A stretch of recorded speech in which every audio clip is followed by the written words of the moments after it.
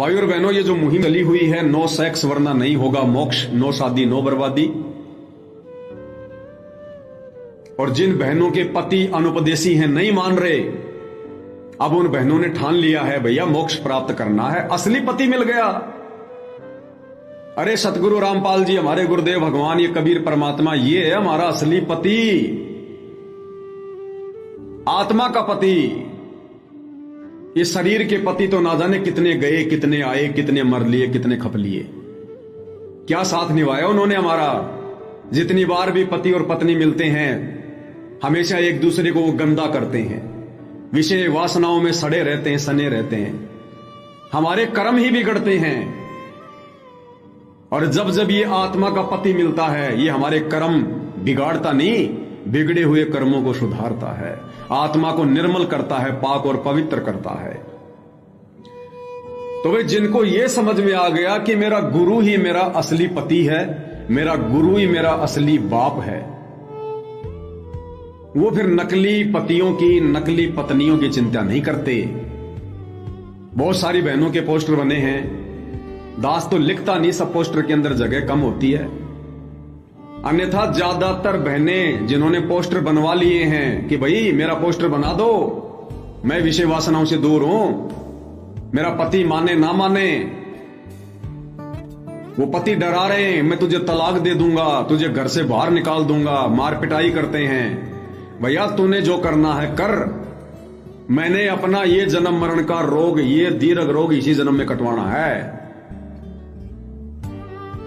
मैं तेरा घर छोड़कर जाने की बात नहीं कर रही, तेरे सारे काम करूंगी, तेरे कपड़े धोऊंगी, तेरे बच्चों के कपड़े धोऊंगी, खाना बनाऊंगी, झाड़ू पोछा करूंगी, तेरे खेत में काम करूंगी, और बता तेरे पैर में दर्द है, तेरे पैर दबाऊंगी, तेरा सर दबाऊंगी, लेकिन ये गंदा कर्म नहीं करूंगी, 101% नहीं करूंगी, चाहे घर में रख चाहे ना रख।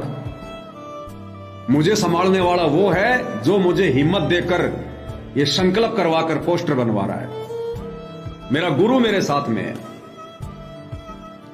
अगर उसने मेरे ऊपर इतनी बड़ी रजा करी है, दया करी है, मुझे इतनी हिम्मत दी अंदर से, जो हिम्मत सार शब्द प्राप्त भगत नहीं कर पा रहे, ब्रह्मा विष्णु महेश नहीं कर सकते, वो हिम्मत यदि मेरे गुरुदेव मुझे दे रहा है तो संभालने वाला भी वही है।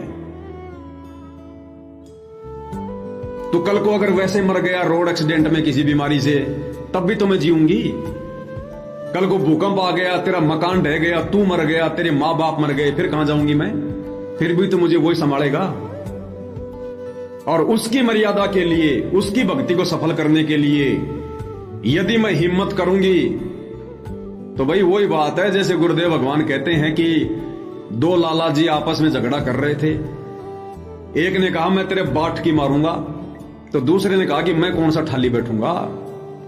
तो इसी प्रकार जब हम इन मर्यादाओं के लिए संघर्ष करेंगे, गुरु वचन के लिए संघर्ष करेंगे, तो भगवान कौन सा दूर बैठा हमारे से, वो कौन सा ठाली बैठेगा, कौन सा फ्री बैठेगा।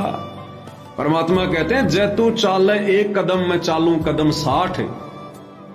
अगर हम अपने गुरुदेव की मर्यादाओं के लिए, अपने मोक्ष के लिए संघर्ष करते हुए अगर एक कदम भी उठाते हैं विश्वास करके, तो परमात्मा कहते हैं बेटा मैं 70 कदम चलता हूं तेरी तरफ, 70 कदम।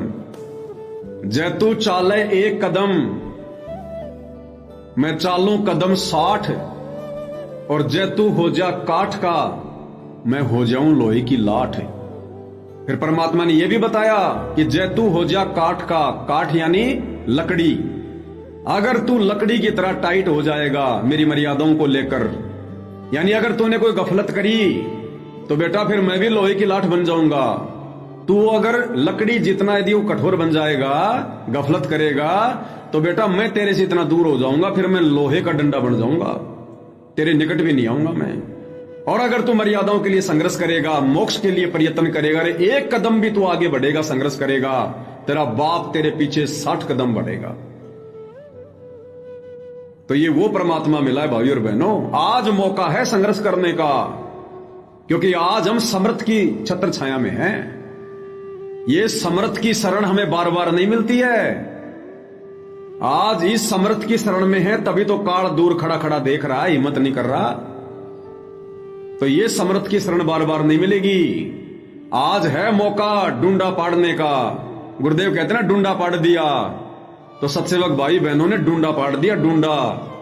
आज है मौका, क्योंकि आज हम समर्थ की शरण में हैं, और समर्थ की शरण में रहकर हम कुछ भी संघर्ष कर सकते हैं, किसी के साथ भी। तो कोई परवाह नहीं है किसी को भी, जिनको बात समझ में आ गई, चाहे बहन हो चाहे भाई हो। किसी की पत्नी नाराज है, लाख बार हो जा, 2 टाइम की रोटी भगवान ने देनी है। प्यार प्रेम से रहोगे तो इसी घर में रहूंगा, खुद भी मेहनत करूंगा, तुम्हें भी खिलाऊंगा। ज्यादा बकवाद करोगे तो भाई मैंने भक्ति करनी है, फिर तुम्हारा ठेका नहीं ले रखा मैंने।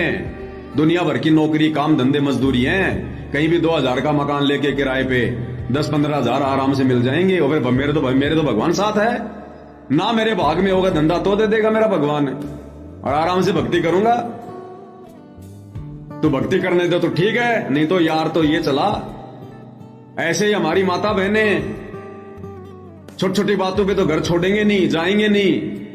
अगर भक्ति ही नहीं करने देंगे तो भैया फिर कुछ लेना देना नहीं हमारा वहां पर। फिर परमात्मा के आश्रय मालिक फिर रास्ता निकालेगा फिर।